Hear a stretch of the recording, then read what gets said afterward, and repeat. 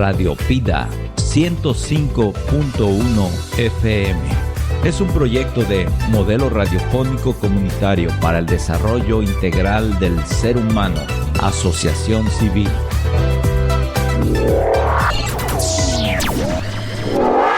Toda palabra inspirada por Dios es útil para enseñar, corregir e instruir. Tu palabra que ahuyenta mis dudas y que trae luz en la noche oscura. Bienvenidos a Palabra de Vida. Palabra de Vida. Un programa que nos hace reflexionar sobre nuestros motivos y actitudes. Nos revela lo que hay realmente en nuestro corazón y en nuestra mente. A partir de este momento, queda en la palabra Julián Covarrubias e invitado. Tu palabra que se lleva la desesperanza. Tu palabra que aunque pase en el cielo y la tierra. Hola, muy buenas noches, amigos de la 105. Y ya lleva la costumbre, el hábito. Años, Ismael. Fueron años. La buena, no la otra, de la 98.7, la FM,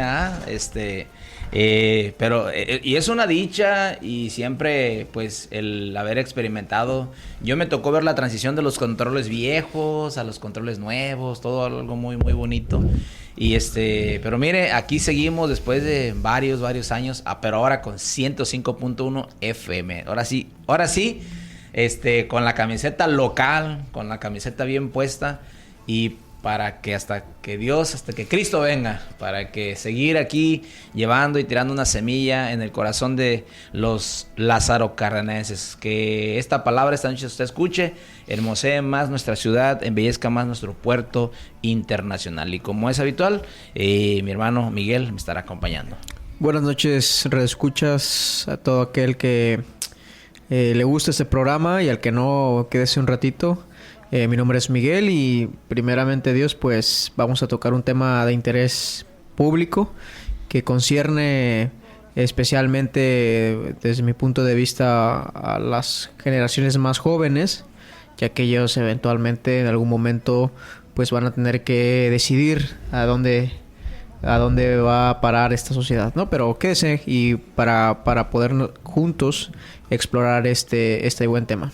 Habíamos tomado el tema de manera general, hace poquito este tema, la cuestión de la moral, habíamos tomado, pero de cuestión general, y esta noche estaremos viendo algunas cosas, ¿verdad? De conceptos, de qué podemos hacer para que nuestra moral como sociedad mejore, y también focalizar aquellos puntos o aquellas leyes o enseñanzas o principios o conceptos que se han metido en la sociedad, porque un organismo no se destruye de afuera hacia adentro, se destruye de adentro hacia afuera. Todo organismo vivo tiene que venir un parásito algo a comerse lo que está vivo, ¿sí? Mencionábamos hace un tiempo acerca que los demonios funcionaban como esa manera, ¿verdad? Como tipo parásitos, se alimentan de lo vivo. Pues, ¿qué hace que decía una persona, ay, me da miedo pasar por los cementerios? Y decían los abuelitos, pues hay pura gente muerta, tenle miedo a los vivos, esos traen problemas, te pueden pegar. Un muerto, pues ya está. Yo no veo a Satanás tentando un muerto, no veo a Satanás poniéndole tentación a alguien que ya está en inerte, ¿verdad? Es en los vivos que quiere ejercer su dominio y su poder. Y de eso estaremos hablando esta noche, la degradación moral en nuestra sociedad. Sí, yo creo que para empezar, dar una introducción un poco rápido para situarnos un poquito mejor en el tema, ¿no? Que es moral. Moral es su definición, su etimología viene pues de costumbre, ¿no? Ya lo habíamos de hecho dicho anteriormente en otros programas, pero ya dando una definición formal, podemos decir que moral es el bien, ¿no? Es lo que está bien, entendido en su pura naturalidad, ¿no? El bien. Entonces, cuando hablamos de moral, de degradación moral, estamos hablando de un drenar, por decirlo de una manera, un drenar del bien. Es decir, que el bien se está convirtiendo en mal. Pero de entrada, hermano, yo creo que ahí vamos a coincidir muchos, es que si no se tiene todavía la noción de qué está bien y qué está mal, pues eso es el primer gran desafío de nuestra sociedad, porque en una sociedad donde no puede diferenciar lo que está bien de lo que está mal, pues entramos a lo que es el relativismo. Entonces la degradación moral pues es algo inevitable en ese sentido. Ok, me parece muy bien, ¿verdad? Esta cuestión y que precisamente hay personas que ahorita que mencionas el relativismo, hay personas que incluso lo toman como una forma de vida. No hay nada malo, no hay nada bueno, es como tú lo quieras ver, no sin fundamentos, sin mencionamos también en la otra ocasión, en la otra ocasión no lo mencionamos, pero fuera de ese programa hacíamos un comentario acerca de que antes había incluso ni siquiera adentrarnos a la cuestión espiritual, adentrarnos a la cuestión en cuestión hasta de política, ¿verdad? Había como esos grupos monolíticos, decir, bueno, no peleamos por lo fundamental, la familia, y cómo ahorita ya no hay incluso esa lucha, ya no, parece que ya no existe. O sea, la lucha es el voto a como dé lugar del oyente, sin exponer un principio y decir, mira, esto es lo que nos conviene como sociedad mantener para que sigamos floreciendo y sigamos creciendo. Hoy en día no lo hay, o sí, o lo hay, hermano, yo no sé. O muy poco, sí. Pero sí, pero definitivamente hay un efecto de que prácticamente, bueno, al menos vamos a hablar en nuestro país, sí se ve la degradación del voto. No, sí, por supuesto, ¿no? El hecho de que la mayoría de nosotros nos sepa sopesar, es decir, evaluar entre lo que es bueno y lo que es malo, es un gran problema. Y ese gran problema siempre implica un gran peligro para la propia sociedad. Porque yo hablaba de moral en el sentido del bien, porque solamente se le puede evaluar a alguien moral o inmoral en cuanto a que tenga voluntad. Porque si en este caso una piedra no la podemos nosotros juzgar en términos de bien y de mal, o de moral y inmoral, porque la piedra no tiene voluntad y no tiene entendimiento. Entonces siempre ni siquiera en este caso, por ejemplo, en la selva, si nosotros nos vamos a la selva y vemos como el león agarra a su presa, se me ocurre un venado y tenga una cría, entonces el león agarra al venado y a su cría, y esto no lo podemos evaluar como bien o mal, porque precisamente los animales a falta de entendimiento y a falta de voluntad, pues no se le puede evaluar con esa responsabilidad de bien y mal, porque los animales sabemos que son movidos a través de los instintos, y los seres humanos también tenemos instintos, pero en teoría lo que debería de gobernar en el ser humano es su entendimiento y debería gobernar su voluntad, es decir, elegir bien. Entonces, haciendo ese pequeño recorrido, digamos, lógico, ahora sí podemos decir que la persona, al ser humano, sí tiene que evaluar si su acción está bien o está mal. Poniendo el ejemplo, por ejemplo, del voto, como habíamos dicho en el programa que tocó, un poco relacionado a la política, decíamos que la persona que no sopesaba y que solamente votaba por una cuestión estética, es decir, pues si está guapo, como pasó con con Peña Nieto, por poner un ejemplo, porque algunos también hablábamos también sobre cómo las mujeres votaban por Peña Nieto precisamente por estar guapo, ¿no? O sea, no había una evaluación de su agenda política, etcétera, ¿no? Entonces, la decadencia moral empieza desde ahí. Isaías mismo dijo en el libro de Isaías, dice que habrá tiempos donde al mal le digan bien y al bien mal. Entonces aquí hay un relativismo en torno a los propios valores que configuran la sociedad. Por ejemplo, hoy vemos muy sistemáticamente un pecado que se ha generalizado como positivo, como es el derecho a decidir, que ese es el lenguaje que utilizan, pero que en realidad sabemos lo que es. Entonces, esto se ha generalizado, se ha popularizado y se ha aceptado como algo bien, increíblemente. Entonces, parten de un problema de relativizar el bien, ¿no? Relativizarlo el bien, que significa que el bien es solamente bien de acuerdo a ciertas condiciones y no es un bien supremo como lo es Dios. Entonces la decadencia moral también empieza, hermano, por la pérdida de significado de lo trascendente. Es decir, con la pérdida de no creer en Dios. Porque si no hay alguien, un juez supremo que evalúe y que legisle, pues entonces automáticamente yo me convierto en ese legislador. Ok, bueno, me parece muy bien. Y creo que ahorita con el último comentario que haces, podemos encontrar en las Escrituras, en la Santa Palabra, podemos encontrar un libro dirigido a un pueblo que son los romanos. Y creo que San Pablo le aborda precisamente casi un capítulo a la cuestión de la degradación del hombre, que es el capítulo 2. Habla de la culpabilidad del hombre y después habla de la degradación, ¿verdad? Y la culpabilidad del hombre, ¿en dónde está? ¿En qué sentido está? San Pablo dice, ¿verdad?, que el hombre, aunque no tenga una noción clara de lo que es Dios por nombre, como los judíos, a Jehová, a Yahvé, de todas maneras no hay excusa. No hay excusa. Claramente se ve que detrás de una creación pues hay un creador, hay un perito arquitecto, hay un Dios, y que creo que el principio de encontrarse ese Dios es la humildad, el respeto, de decir, bueno, a ver, yo no voy a tratar de definirme por mí mismo o legislarme a mí mismo mis ideas y mis pensamientos para decir esto viene de la tierra nació así, de esta manera, una ideología, ¿verdad? Sino respetar realmente. Entonces San Pablo apela y dice, por sentido común hay un Dios.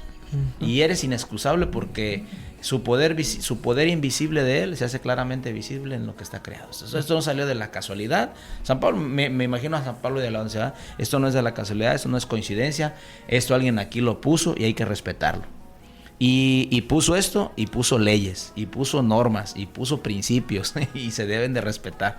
Y decía Salomón en la Antiguo, el principio de la sabiduría es el temor a Dios. O sea, el tener precisamente la cuestión de lo trascendente, porque si entendemos a lo que hay trascendente, pues es la eternidad de Dios. Dios es eterno, y esa eternidad pues nos la llevó a compartir con su Hijo Jesucristo. Él mismo en su palabra lo menciona. Entonces esta parte donde San Pablo habla y dice, esta parte donde dice al capítulo 1, dice, porque la ira de Dios se revela desde el cielo contra toda impiedad e injusticia de los hombres que detienen con injusticia la verdad, porque lo que de Dios se conoce les es manifiesto, pues Dios se lo manifestó, porque las cosas invisibles de Él, su eterno poder y deidad, se hacen claramente visibles desde la creación del mundo, siendo entendidas por medio de las cosas hechas, de modo que no tienen excusa. Pues habiendo conocido a Dios, o sea, Dios da por sentado que tú tuviste contacto con Él, el hecho de haber tocado algo creado por Él. Así es. Sí, hermano, sí, Él da por sentado y tú puedes decir, a mí se me hace injusto, como quieras. No, ni siquiera está apelando a la revelación escrita, está apelando a la revelación visible, a la claridad de Dios, general. A la revelación general. Entonces, Dios dice, el simple hecho de que te comiste una manzana, te comiste una fruta, que viviste aquí en la tierra, te dice haber percibido que hay un Dios. Y que no ibas a vivir como tú querías.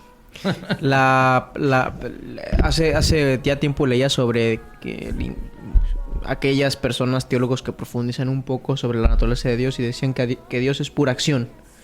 En Dios no hay una pasividad.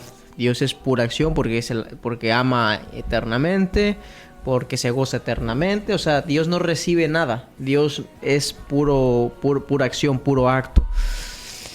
Y las acciones en este caso entonces tienen una responsabilidad. Así es. Entonces, bajando ahora desde el tercer cielo hasta aquí, hasta el plano terrenal, podemos decir que el hombre, cada acción que hace el hombre tiene una repercusión, tiene una consecuencia. Todas las acciones. Exacto. Si lo haces correcto o incorrecto, tiene beneficios. Por ejemplo, en la vida diaria podemos verlo de manera clara. Si tú te alimentas bien, esa acción de alimentarte bien te va a llevar a una consecuencia positiva, claro, que es que tu cuerpo va a estar sano. Si uno se alimenta mal, la consecuencia negativa va a ser de que tu enfermedad va a empezar a mermar. Se va a empezar a decaer y vas a ser acreedor y susceptible a muchas enfermedades. Entonces, si se fijan, radioescuchas, toda acción que hace el ser humano, así sea mínima, siempre tiene una responsabilidad. Incluso el no bañarte o el bañarte tiene una responsabilidad. Sí, claro. Porque claramente está que si no te bañas, pues estás también muy susceptible a que pues las bacterias, a que la suciedad pueda ser estás más propenso a enfermarte. Entonces vemos que toda acción que el ser humano haga, desde levantarse a la hora que ustedes se levantan ahí en sus casas para ir a trabajar, tiene una repercusión, porque si llegas tarde te pueden descontar un bono, no lo sé. O si llegas temprano vas a ver siempre resultados donde tu salario va a estar bonificado con tu asistencia, etcétera, ¿no? Entonces toda acción que el ser humano haga, hasta dormir, porque es una acción pasiva, pero es una acción en reposo. Sí. En reposo, podemos ver que tiene repercusiones. Entonces no se puede el ser humano excluir de la responsabilidad de sus actos. Toda acción tiene una consecuencia, tiene una repercusión, y depende entonces si elegimos bien, esa consecuencia va a ser positiva, y si elegimos mal, esa consecuencia pues evidentemente va a ser negativa. Esta cuestión de y cuando nosotros estamos hablando de eso, estamos hablando al sentido común más humilde que puede haber en el ser humano.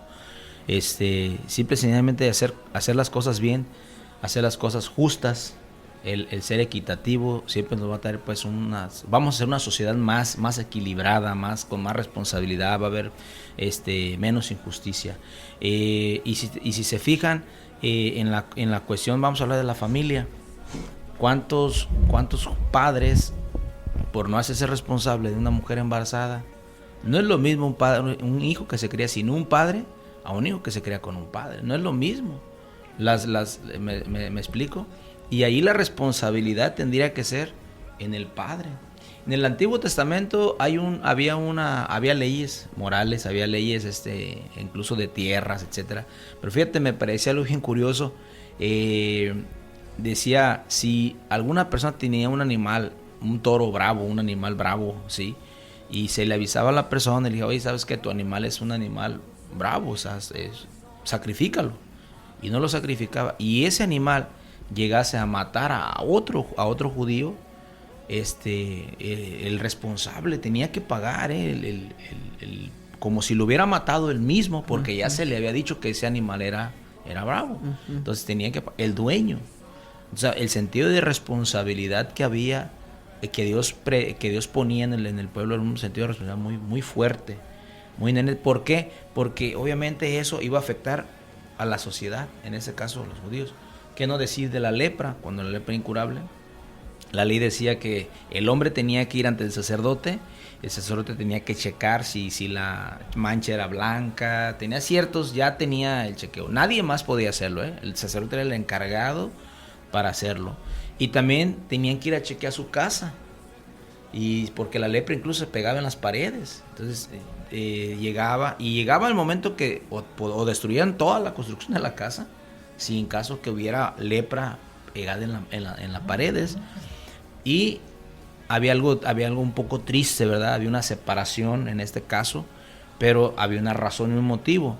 Si la persona, el sacerdote, detectaba, después de varios chequeos, y era leproso, le decía, tienes que salir en ese momento de aquí y tienes que salir gritando, soy leproso, en medio de tu pueblo, para que nadie se le acercara. Había un sentido de responsabilidad de no lastimar, de no dañar a terceras personas en el caso de esta enfermedad. Y entonces había ciertos lugares donde campos en la media medieval se le llamaron leprosarios, aunque no recuerdo cómo se llaman, eran algunos campamentos de leprosos, pues, donde las familias no se desatendían tampoco, no era una desatención, sino que les llevaban comida, a algunos lugares eran como ciertas cavernas, algunos eran como ciertos fosos, y tenía que haber lo menos contacto, porque esa enfermedad podía erradicar a toda la sociedad. Esa sola enfermedad podía erradicar si no se tiene el cuidado con esa enfermedad. Y nos podemos a pensar así en las cuestiones morales, hermano. Si fuéramos más responsables, habría menos enfermedades, vamos a llamarlas, emocionales y espirituales. Porque muchas de las cosas, muchos de los daños que hay en madres solteras, en problemas de estrés, es a raíz de que no hay responsabilidades a veces bien definidas, y denigra a veces la moral. ¿Qué tiene que hacer, por ejemplo, una mujer? Tiene hambre, no puede comer, De hecho, la prostitución fue uno de los inicios, fue eso, el hecho de una mujer no poder mantener a sus hijos de otra manera, pues de esa manera, vendiendo su cuerpo. Y pues dicen por ahí, ¿verdad?, que tiene un precio, ¿verdad? La moral, de repente llega a tener un precio porque no tener lo que otros quieren llega a uno pues a degradar uno su persona. Sí, yo quisiera entonces sí plantear dos problemáticas que son desde mi punto de vista las que tienen más repercusión a nivel nacional, ¿no?, como país, y la que más nos caracteriza. En primer lugar, las economías ilícitas, es decir, toda aquella generación económica que es producida a partir de un acto ilícito, de un acto que es ilegal. Y en segunda, la fragmentación familiar. Para mí, esos dos casos o esos dos elementos de decadencia social mexicana son el caldo de cultivo para lo que hoy vemos en la violencia sistematizada en nuestro país. De hecho, no recuerdo si hoy o mañana el doctor y antropólogo Claudio Lobnis va a hacer a través de la página del Colegio Nacional de Antropología Nacional. Hay una página en YouTube, lo pueden checar. Él va a tener una conferencia que se llama Teología Criminal. Muy buena, de hecho, él ha tenido, es desde mi punto de vista uno de los mejores antropólogos de nuestro país y específicamente en el estudio del fenómeno del crimen organizado, ¿no? Entonces, para mí esos son dos puntos, son dos elementos que están haciendo que el país se venga a pasos agigantados en una decadencia social. Las economías ilícitas y la fragmentación familiar. ¿Por qué? La economía ilícita, pues sabemos, por obviedad, por la cuestión de la avaricia. De hecho, Jesús mismo dijo que el amor al dinero es raíz. Esa es la raíz de la propia maldad social, ¿no? Porque él hablaba de... ¿Y por qué lo voy a decir social? Porque él estaba hablando desde el contexto judío. Era un contexto judío donde tenía una problemática social, donde se veía incluso a los fariseos se les veía a leguas, y en algunos casos Jesús los señaló como aquellos que se hacían pasar por santos, por pulcros, pero que en verdad pues se movían por dinero también. Uh-huh. Vemos a los cambistas dentro del templo. Entonces Jesús en ese contexto dice, y creo que hasta la fecha en México sí se podría decir, en otros países a lo mejor y no, pero en México se podría decir que la raíz de todos nuestros problemas ha sido el amor al dinero, ¿no? Eso ha hecho que nuestro país se venga abajo, porque, a ver, vamos a un punto mucho más profundo, que es el negocio, por ejemplo, de la prostitución. Uh-huh. El negocio de la prostitución al nivel de la industria de la pornografía son negocios exorbitantemente lucrativos. O sea, se mueve miles y miles de dinero. Es un acto de que la mujer, obviamente, en su mayoría, y lo podemos ver en cualquier tipo de ciudad, pues lo hace por voluntad propia y sabe que ese negocio es redituable. Entonces, vemos que el problema de nuestro país pasa por eso y por la fragmentación familiar. ¿Cuántas familias hay hoy en nuestro país que viven en dos casas? Hijos en dos casas. ¿A qué me refiero? Con papá o con mamá, o incluso una tercera casa. Hay un triángulo familiar: casa de papá, casa de mamá y casa de abuelitos, ¿no? Entonces, cierto, vemos esa dinámica familiar que deja al niño, lo deja vulnerable ante muchos problemas y psicológicos, donde cuando él descubre un compañerismo, cuando él descubre una cierta, entre comillas, familia, pues normalmente se une a grupos o se une a bandas o a asociaciones no positivas para él, donde le enseñan a tomar, a drogarse y después a delinquir, ¿no? Entonces, si se fijan, redescuchas, vemos que Jesús fue muy puntual en esa aclaración, y hoy México está pasando y está padeciendo esa situación. Sí, es bien complicado. Y yo pienso que no nomás en México, yo creo que a nivel mundial de repente podemos escuchar esta terminología que se usa en algunos lugares. Las personas tienen doble moral. Sí, o sea, de repente tener doble moral significa congeniar con el malo y congeniar con el bueno, sí, y moverse al final de cuentas por los ciertos intereses. En este caso, sí, teníamos el caso de los fariseos, que Jesús les decía: hay escribas y fariseos que hacen largas oraciones, pero para ser vistos de los hombres. O sea, al final de cuentas, el buscar el beneficio de los hombres, la manutención. Hace mucho escuché una canción de Roberto Carlos, muy bonita, por cierto, la de reflexión. No me acuerdo cómo se llama. Habla acerca de los animales y que el comportamiento de los animales y habla acerca del petróleo. De hecho, la canción la hizo en cierto concepto de la protesta contra el petróleo. Todos sabemos lo dañino que ha sido el petróleo y cómo muchos ya saben que se puede buscar otro tipo de energías. Sin embargo, ¿cuántas personas tienen intereses metidos ahí que no les conviene? No sienten esa conveniencia de cambiar nuestro estilo de vida por un estilo de vida pues más sano, porque vivimos prácticamente de todos los derivados de los petróleos y etcétera. Entonces de repente podemos encontrar a muchas personas decir: queremos mejorar como sociedad, entonces la pregunta sería: entonces tú quitarías tu mano de ahí donde está donde tú también agarras. Y pues ahí no, pues ¿cómo, verdad?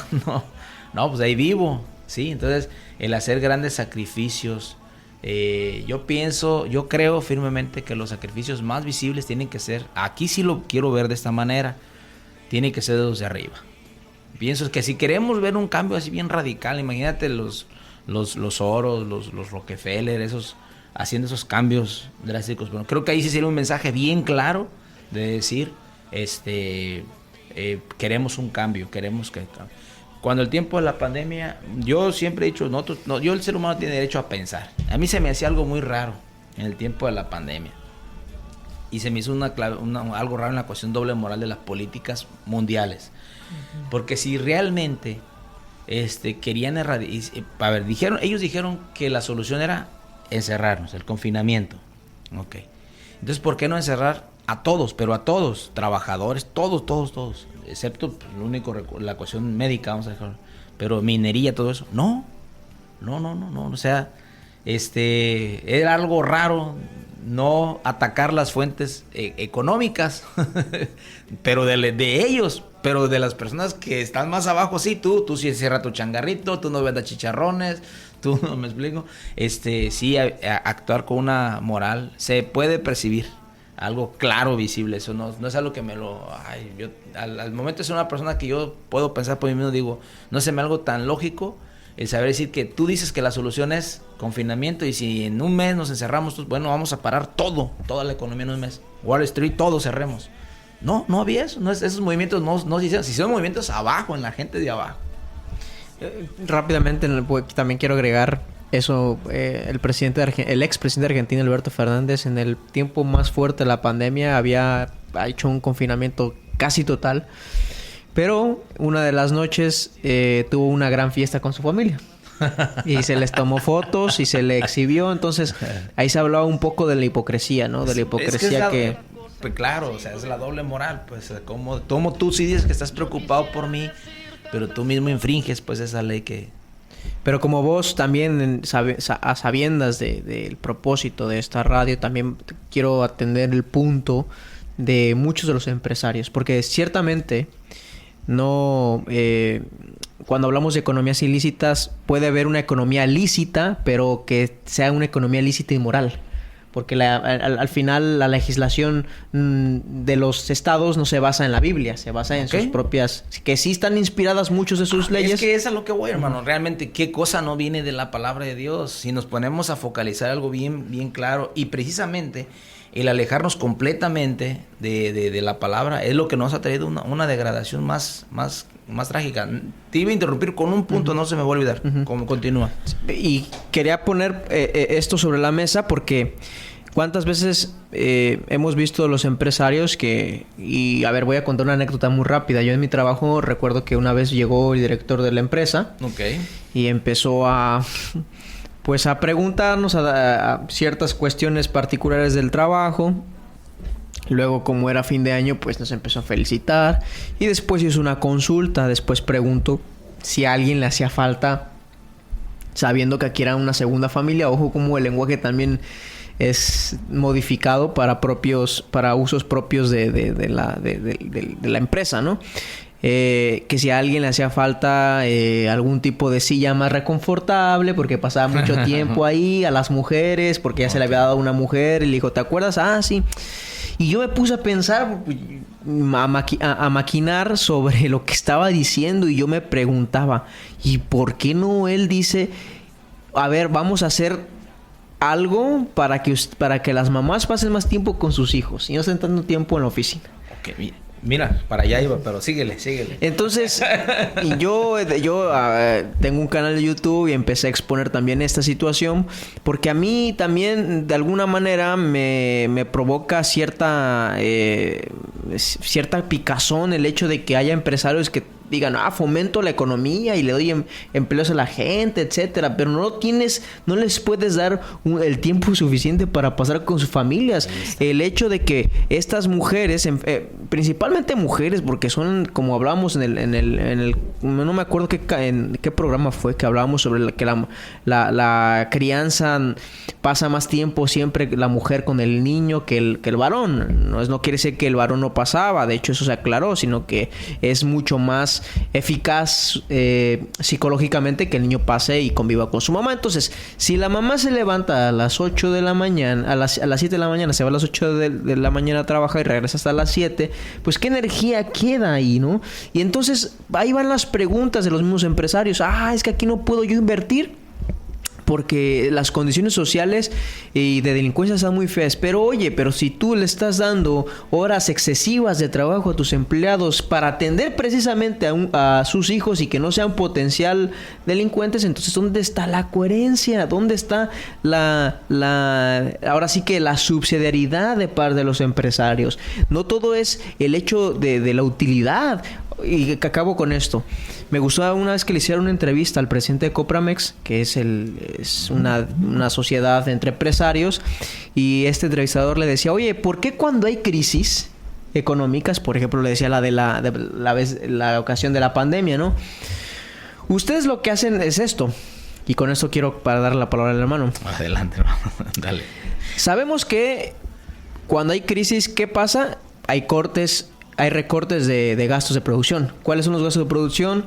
Pues obviamente de entrada recortes de empleados, ¿no? De entrada, siempre sabemos. Insumos, materia prima, ¿no? Reducción en energía eléctrica de tus máquinas. Pero nunca, fíjense, todo es con base a los gastos, a los costos de producción. Y el contador sabrá muy bien qué es lo que estoy aquí, a lo que me estoy refiriendo. Pero nunca reduce su utilidad. O sea, su utilidad siempre la mantiene intacta. Y eso no es misericordia, subsidiariedad cristiana, porque habrá muchos que son católicos y cristianos. Eso no. Su utilidad, él les decía, pero si ustedes nunca tocan su utilidad en tiempos de crisis, o sea, ustedes están eliminando costos de producción. Pero los costos de producción sabemos que es un capital que tú inviertes en tu empresa, pero tu utilidad siempre se mantiene. Entonces, ¿por qué no en esos momentos de crisis, para apoyar a las familias mexicanas, para apoyar a las mamás trabajadoras, por qué tú no das de tu utilidad? Porque al final, bien lo decía el entrevistador, que esa utilidad que tú estás dando, o sea, tu dinero que estás ganando, después se va a transformar en doble de ganancias. ¿Me explico? Porque al final lo que tú inviertes, el empresario sabe que si invierte y que se arriesga, eventualmente en un plazo de tiempo las utilidades van a ser el doble. Entonces ahí hablamos a nivel social de que estamos mal por eso lo que dijo Jesús, de que tenemos eso de lo que llamó lo peor que debemos de hacer, amor al dinero, el problema y el mal de todos los males. Ok, fíjate, ahorita que mencionabas esto y pudiera un empresario, un presidente, claro, no todos, habrá no todos, sí, hay un presidente, Pepe Mújica, muy conocido por ser muy austero en su forma de vivir. Creo que es de los presidentes Algo así supe que una vez fue a Estados Unidos en una... No lo dejaban entrar por la puerta porque parecía un trabajador de ahí del edificio y era el presidente de Uruguay. Y Pepe Mújica, él trae una enseñanza de Séneca, de ser más austeros, de ver más por la familia, de ver más por pasar tiempo con la familia. Y dice que es bien complicado hacerlo. Y estamos hablando de un comentario de un presidente, de alguien que dirigió una nación. Creo que en este aspecto le voy a dar todo el respeto a lo que dijo ese hombre, porque está dentro del discurso, está en un discurso, creo que fue en Brasil donde dio ese discurso, donde dice que él luchó y él peleó porque en su país se disminuyeran las horas de trabajo, para que las mamás o los papás tuvieran más tiempo pues con sus hijos, pues. Pero se dio cuenta que había un monstruo más grande, muy fuerte, metido dentro de su país, que era la competencia de mercado, el monstruo mercantil, el compra y vende. Dice, prácticamente estamos conquistados por eso, por un monstruo que creamos nosotros mismos como seres humanos, por querer el autito más nuevo, por querer una casa más grande, por querer algo más moderno, por hacer cosas que duren menos, ¿ya? Para vender más. Como los iPhones. Sí, para vender más. Y prácticamente yo como presidente, él cómo puede atacar esta parte. Y dice, estoy impotente. Tendrían más bien, entre todos realmente, hacer un sacrificio, pero entre todos cambiar la mentalidad mercantil que tenemos. Tendríamos que hacerlo todos. Yo tomo en cuenta el pensamiento de Pepe Mújica, porque estamos hablando ya de un presidente que, para empezar, fue perseguido, luchó, llegó a ser presidente, y digo, voy a cambiar. Pero ¿cómo cambias a tu país si hay una información? Algunos le echan la culpa a Estados Unidos, la información yanqui que se mete en la mente de los países. ¿Y cómo lo cambias? ¿Cómo le quitas eso? Yo te bombardeo con películas, te bombardeo a través de películas, de movimientos, a tus jóvenes. Y por mucho que yo como presidente, un ejemplo, vamos, como padre. Yo como padre digo, aquí en la casa quiero que apaguemos la luz a estas horas, pongo mis leyes. Pero mis hijos salen de la casa. Y va a haber un bombardeo en la televisión, en la radio, con la música. Y eso es bien sabido. Hay mucha música que tiene mensaje subliminal para cambiar la mentalidad de las personas. O sea, no está tan sencillo, tan fácil. Y al verlo de esta manera, y al ver esta preocupación de este presidente, pues yo no me queda más que decir, Dios, ayúdanos. Ayúdanos espiritualmente, porque el problema es más de fondo espiritual, ¿sí? Y decía él, ¿qué pasó con mi pueblo? Y dice, yo empecé a observarlo. Aquel que se le redujeron a 6 horas, se agarraba 2 trabajos. Se agarraba 2 trabajos. En lugar de... yo como presidente le logré tener que 2 horas para que pases con tu familia. Pero en lugar de pasar con tu familia, se iba y se buscaba un trabajo. ¿Dónde?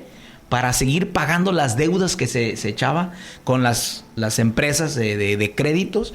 Y bien complicado. Es bien complicado. Por lo caro que se hacen las cosas y lo barato y lo chafa que hacen las cosas hoy en día. Si antes tú comprabas un aparato, te duraba más porque era hecho más artesanalmente. Ahorita la manufactura de hacer algo, ¿para qué? O sea, una lámpara que ya puedes hacer una lámpara que dure 100 años de vida. No, pues hazla que dure 10, porque si no, ¿cómo vamos a vender? Se tiene que vender. Y estamos entre la espada y la pared porque ya nos acostumbramos a este ritmo de vida. Y él lo dijo y se lo recomiendo a las personas que lo busquen, ¿verdad? Es un mensaje que da él. Vale la pena escucharlo, de verdad. Trae mucho a la conciencia lo que dice este presidente. Y por sentido común dice, pues, es como decir, estamos amarrados. Sí, yo creo que la iglesia, tal como lo hacían los profetas del Antiguo Testamento, tiene una voz profética para también tener una voz dentro de muchos sectores de la sociedad, ¿no? Por ejemplo, este tipo de temáticas que estamos tocando, sería muy oportuno que la iglesia pudiera hacerlo en frente de algunos empresarios. Porque al final sabemos cuál es nuestra tarea, eso sí. Yo, de hecho, al momento de hacer hice un ensayo. Obviamente nuestra tarea principal como iglesia, la iglesia es el evangelizar. El hacer discípulos y bautizarlos en nombre del Padre, del Hijo y del Espíritu Santo. Entonces es la tarea principal. Discípulos, hacer discípulos. Pero eso no quiere decir que la iglesia solamente se limite a hacer discípulos. La iglesia tiene voz profética. ¿Qué quiere decir voz profética? Tiene voz, tiene algo que decir de parte de Dios a la sociedad en general. En este caso, llámese empresarios, llámese familias disfuncionales, porque, a ver, no todo tampoco, no todo tampoco se ve reducido a lo económico. Yo creo que actualmente en nuestro país lo económico ya está empatado con lo que decía, con lo familiar, con la fragmentación familiar. Y dentro de la fragmentación familiar no solamente quiero decir que papá y mamá estén separados, sino también hablo de violencia familiar, o sea, violencia intrafamiliar. Hablo también de otras muchas cuestiones que entran en la categoría de familias fragmentadas, ¿no? Entonces ahí también, no solamente lo económico, la iglesia también tiene que intervenir. Obviamente aquí es al final la responsabilidad de aquella persona que quiera recibirnos, ¿no? De poder recibirnos. Sí, porque... no, y con conocimiento de causa, porque no podemos de repente... Bueno, hay algunos hermanos que se ponen... Yo respeto, cada persona tiene su forma de hacerlo. Yo confío que Dios puede levantar Dios de repente en el Antiguo Testamento llegaba a salir de los... pues Él es Dios, es soberano, salía de los protocolos. Mandó a Gedeón a tirar estatuas, a meterse en problemas. Ya luego cuando él se percata de lo que hizo ya tenía miedo, pero bueno, lo hizo. Hoy en día vemos varones, hermanos que toman una bocina y en público empiezan a hablarle a la sociedad, ¿verdad? Del arrepentimiento, del cambio de vida y todo eso. Y yo hasta cierto, ¿verdad?, grado y punto yo lo veo bueno. Es bueno que se escuche la voz de Dios. Y el entender, ¿verdad? Y decirle a aquel que quiere ser empresario, aquel que es empresario, que al final de cuentas nada de lo que tiene le va a quedar. Exacto. Nada de lo que tiene. Santiago dice, vamos ahora ricos, llorad y aullad porque las miserias que os vendrán, vuestras riquezas están podridas y vuestras ropas están comidas de polillas. Está hablando de una manera profética Santiago, está diciendo, no pongan su confianza ahí porque eso se va a acabar. Eso obviamente, eso se va a acabar. No pongan su esperanza y su confianza en eso. Y precisamente decía la Escritura, ¿verdad? Porque la moral, porque la maldad crece, el amor de muchos se enfría, ¿sí? El amor de papá con el hijo con la mamá, el amor familiar, empieza a tener ese tipo de repercusiones, pues. Entonces la degradación inicia cuando nos empezamos a apartar precisamente de los principios de Dios. Y entonces si yo tengo un negocio, pongo un negocio, tengo que tener cuidado. Número 1, que sea justo, que sea puro, que sea bueno, que tenga trascendencia, realmente una trascendencia. Yo estoy contento con lo que hago porque sé que es muy trascendental. Cuántas personas cambian, ¿verdad?, en la cuestión de una terapia familiar, etcétera. Y entender que no hacerlo como un todo, ¿sí? El hecho de que el negocio que yo llegue a hacer no lastime a terceras o cuartas personas. He ahí lo maldecido que está el negocio del narcotráfico, porque no trae nada bueno. Realmente una persona que se hace adicta al cristal, a las drogas, se acaba bien mal. Está atacando directamente la paz de una familia. Quiero hacer una crítica constructiva a modelos de las iglesias. Jesús, recuérdeme, hermano, ¿qué fue lo que dijo de cómo dijo que la iglesia se iba a diferenciar? Ustedes los van a conocer, no recuerdo ahora la palabra, o sea, qué palabras usó. Ahorita lo checo, pero la iglesia ha entrado también una dinámica de mercado. Y a ver, a mí me gusta la economía de mercado, pero al final como cristiano yo debo de evaluar toda la economía, todos los actos económicos por la Biblia. Pero tiene una lógica de mercado, le voy a decir por qué, hermano. Porque la iglesia, y no estoy diciendo uno en particular, sino hablo en general, ¿no? Actúa de mercado porque invierte en ciertas familias o en ciertas personas siempre y cuando se vea algún tipo de retribución. ¿Cuál es la retribución? Que ellos empiecen a asistir. De hecho, toda la dinámica del crecimiento que inició en la Universidad de Fuller y que ya está muy propagado en Latinoamérica es el hecho de ir a abrir células. Y estas células Cosa que, por ejemplo, hicimos otras células y no pasaba eso. Pero en la mayoría de las células que yo asistí, y no, esto no es por echar flores a mi congregación, ¿no? Pero en la mayoría de células que fui fuera de mi congregación, siempre se pedía ofrenda, ¿no? O sea, había una lógica de mercado por el hecho de abrir mercados, las familias eran mercados. ¿Y qué pasaba? Si no eras, digamos, muy redituable, pues tenías que abrir otro tipo de célula, otro tipo de familia, ¿no? Cosa muy parecida, aunque no sea una cuestión económica, pero de hecho hasta esa vez en la prédica del domingo lo había mencionado, hermano, con los testigos de Jehová, de que cuando ellos ya no ven que te dan un año de curso, pues sabes que aquí no. O sea, y eso no debe pasar, hermano, porque la iglesia debe de estar asistiendo a las personas porque amamos a las personas. Es que la naturaleza de la iglesia es el servicio. El servicio. Es el servicio. Independiamente si eso sea redituable o no. Si se salva o no se salva la persona. No puede, o sea, no puedes tú hacer algo y si no ves como una certa de ganancia, decir, es que como él no va, no, usted lo ve muy bien ahora en la casa de restauración, o sea, cuántos casos ha habido claro. no recibe la cuota, por decirlo así, y usted se mantiene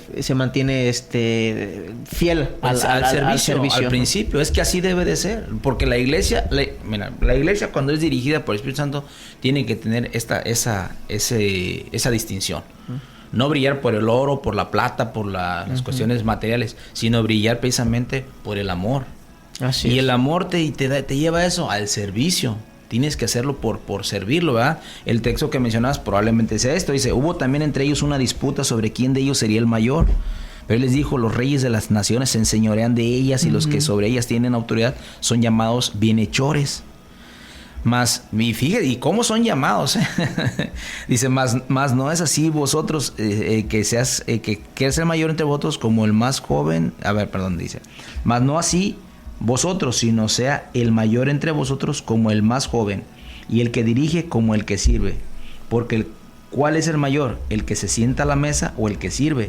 No es el que se sienta a la mesa, mas yo estoy entre vosotros como el que sirve. ¿Sí? Entonces Jesús habla acerca, pues obviamente, de un servicio. Tiene que haber un espíritu de servicio en la iglesia. Y la otra también, si las personas, yo por ejemplo, también otro cuidado que le decimos a las personas que van a compartir cristianos, hay personas que no todos son de fe cristiana, tienen otra fe. Debemos de aprender a dar los tiempos, ¿verdad?, que Dios va a dar en esa persona para que ella dé ese brinco y diga, mira, yo quiero participar más en la iglesia, quiero adentrarme más. La iglesia debe ser lejos de ser promocional, debe ser atractiva.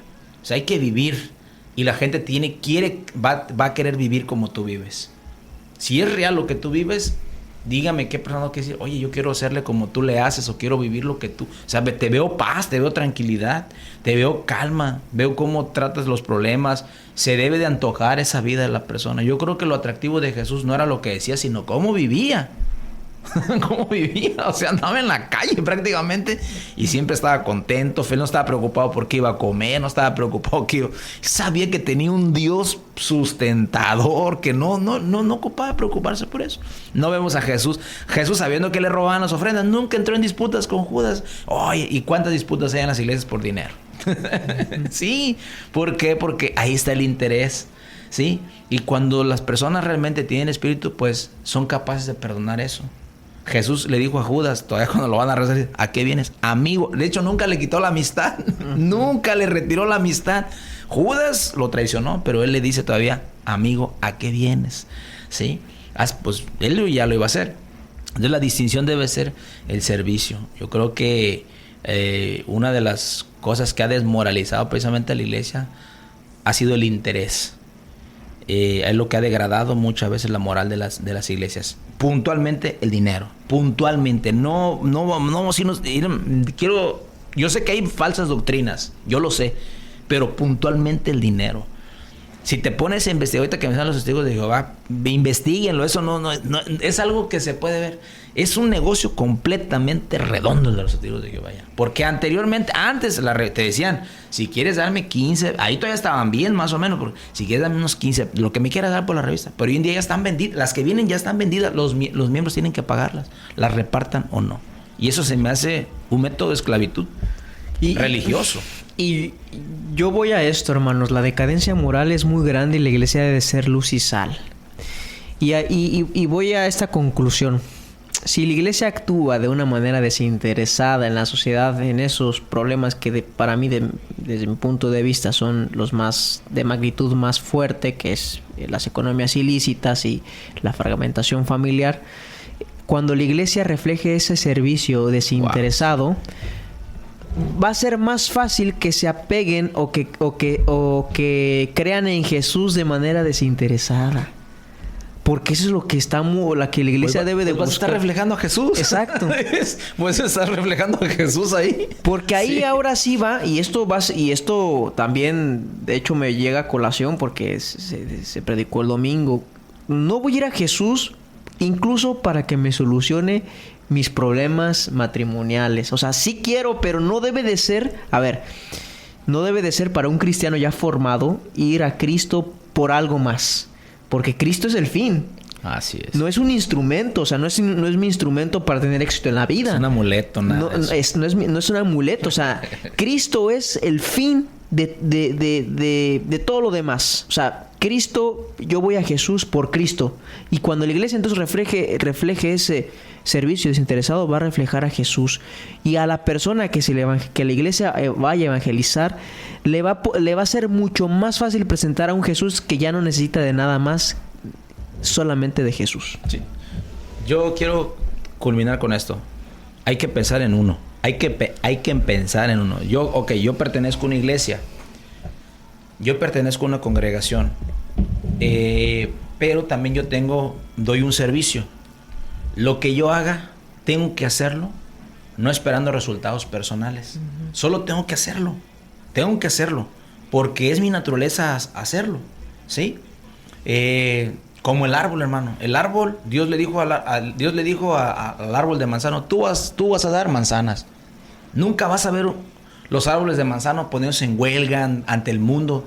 Y muchos los leñan y los hacen leña. Pero ellos dicen, Dios me hizo a mí para darle un momento de sabor a las personas que venga a mí y me corte. Yo para eso soy.